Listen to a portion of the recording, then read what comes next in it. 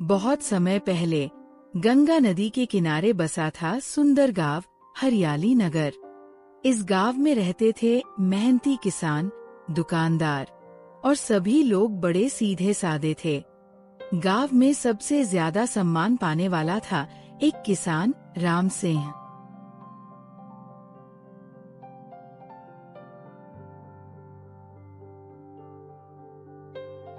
सुमित्रा, देखो कितनी अच्छी फसल हुई है इस साल। गेहूं के दाने सोने जैसे चमक रहे। हाँ, भगवान का शुक्र है। आपकी मेहनत और ईमानदारी का फल मिला है। पापा, आप हमेशा कहते हैं कि मेहनत और सच्चाई से कमाया गया पैसा ही सुख देता है। बिल्कुल सही कहा बेटा। झूठ और धोखे से कमाया गया पैसा कभी टिकता नहीं। इसी समय शहर से आया एक व्यापारी मनोहर। उसके पास बहुत पैसा था, लेकिन वो धोखेबाज और लालची था। वह हमेशा लोगों को धोखा देकर अपना फायदा करता था। नमस्कार भाइयों, मैं दूसरे गांव से आया हूं। मनोहर अग्रवाल है मेरा नाम। सुना है आपके गांव में बहुत अच्छी फसल होती है। हाँ साहब, हमारे यहाँ की फसल बहुत अच्छी होती है। राम सिंह भाई सबसे अच्छे किसान हैं। मनोहर गांव घूमते घूमते राम सिंह के खेत तक पहुंच जाता है। तो आप है राम सिंह जी, आपकी बहुत तारीफ सुनी है। नमस्कार साहब, आइए बैठिए। क्या सेवा कर सकते हैं आपकी? मैं आपकी पूरी फसल खरीदना चाहता हूँ। नाम है मनोहर अग्रवाल। ये तो बहुत अच्छी बात है। आप क्या भाव देंगे? ये भोला भाला लगता है। इसे आसानी से बेवकूफ बनाया जा सकता है। मैं आपको बाजार से 50 रुपए ज्यादा दूंगा प्रति क्विंटल। बस एक छोटी सी शर्त है। पहले आप मुझे 50,000 रुपए एडवांस दे। ये मेरी कंपनी की पॉलिसी है। लेकिन साहब, खरीदार एडवांस देता है, बेचने वाला नहीं। अरे भाई, आप गांव के लोग हैं, शहर के तरीके नहीं जानते। बड़े व्यापार में यही होता है। मैं आपकी फसल का इंश्योरेंस भी करवाऊंगा। हाँ, अगर इंश्योरेंस हो जाए तो अच्छा है, लेकिन 50,000 रुपए तो बहुत ज्यादा है। ठीक है, आप जितना दे सके। 25,000 रुपए ही सही। ठीक है, मैं पहले अपने घर पर बात करके आपको बताता हूँ। राम सिंह अपने घर की ओर चल देता है।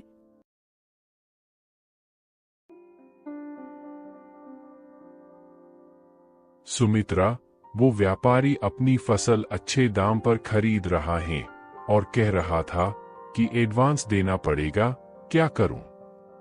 जी, मुझे कुछ अजीब लग रहा है। पहले कभी सुना नहीं कि बेचने वाला एडवांस दे। लेकिन वो इंश्योरेंस की बात भी कर रहा था और फिर बाजार से 50 रुपए ज्यादा भी दे रहा है।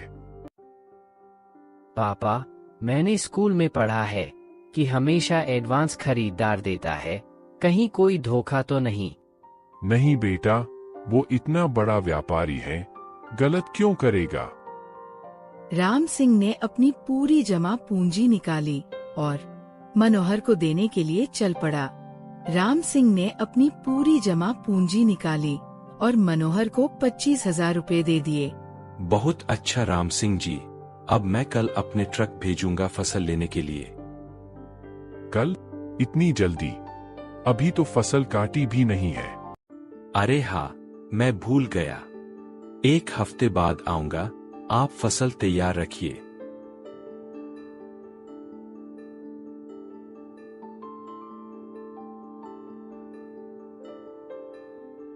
राम सिंह भाई, वो व्यापारी चला गया। कुछ जल्दी में लग रहा था। हाँ, कह रहा था कि दिल्ली में अर्जेंट काम है, 1 हफ्ते बाद वापस आएगा। राम सिंह, मुझे उस व्यापारी पर शक है। उसकी आंखों में धोखा दिख रहा था। पंडित जी, आप व्यर्थ की चिंता करते हैं। वो इतना बड़ा व्यापारी है। दिन बीतते गए, लेकिन मनोहर का कोई पता नहीं चला। राम सिंह हर रोज रास्ता देखता रहता। 1 हफ्ता, 2 हफ्ते, महीना बीत गया। राम सिंह परेशान दिखते हुए फसल भी खराब होने लगती है।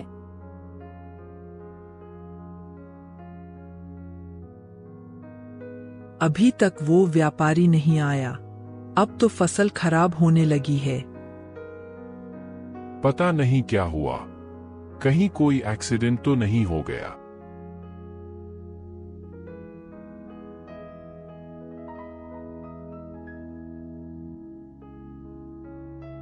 राम सिंह दूसरे व्यापारियों से मिलते हुए, राम सिंह भाई, आप कह रहे हैं कि मनोहर अग्रवाल नाम का व्यापारी दिल्ली में कोई ऐसा व्यापारी नहीं है। क्या मतलब?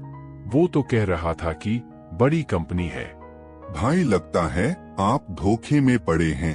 पहले भी कई किसानों के साथ ऐसा हुआ है। मतलब मेरे 25,000 रुपए?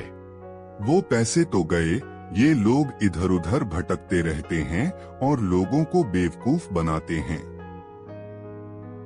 राम सिंह उदास होकर घर लौटते हुए, सुमित्रा, हमारे साथ धोखा हुआ है। वो व्यापारी झूठा था। मैं पहले से ही कह रही थी कि कुछ गड़बड़ है। अब क्या होगा? पापा, आपने मेरी बात क्यों नहीं मानी? मैं कह रहा था कि कुछ तो गलत है। मैं बहुत भोला था बेटा, लालच में पड़ गया। गांव में हलचल मची। गांव के लोग राम सिंह के घर इकट्ठे होते हुए, राम सिंह भाई, सुना है आपके साथ धोखा हुआ है। हमें लगा ही था कि कुछ गड़बड़ है।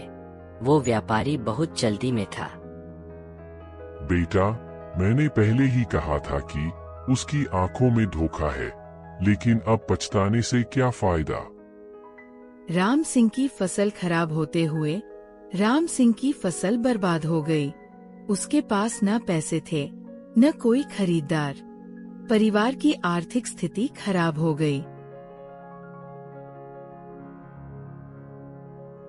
राम सिंह अपने खेत में अकेले बैठे हुए सोचते हुए, मैंने बहुत बड़ी गलती की है। लालच में पड़कर अपनी मेहनत की कमाई गंवाई है, लेकिन अब हार नहीं मानूंगा।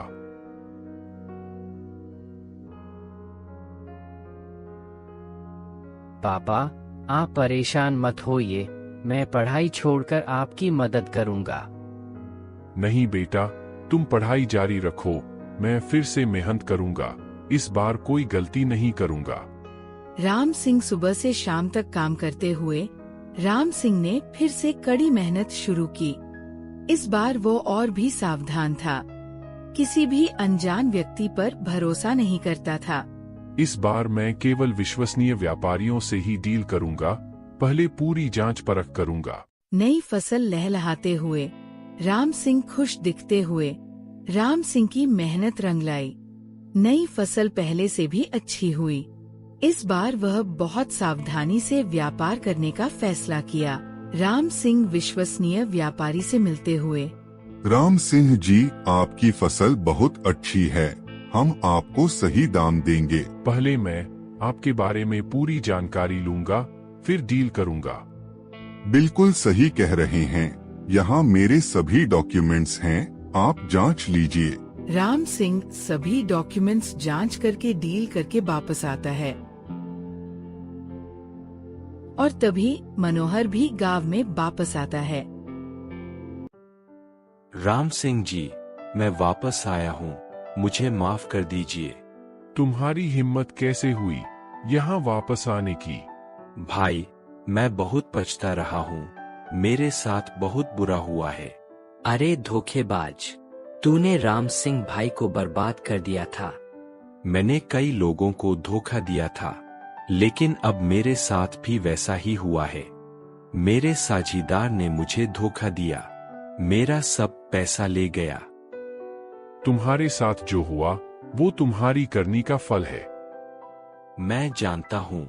मैं आपको आपके पैसे वापस करना चाहता हूँ। मेरे पास एक गहना है, उसे बेचकर पैसे दूंगा।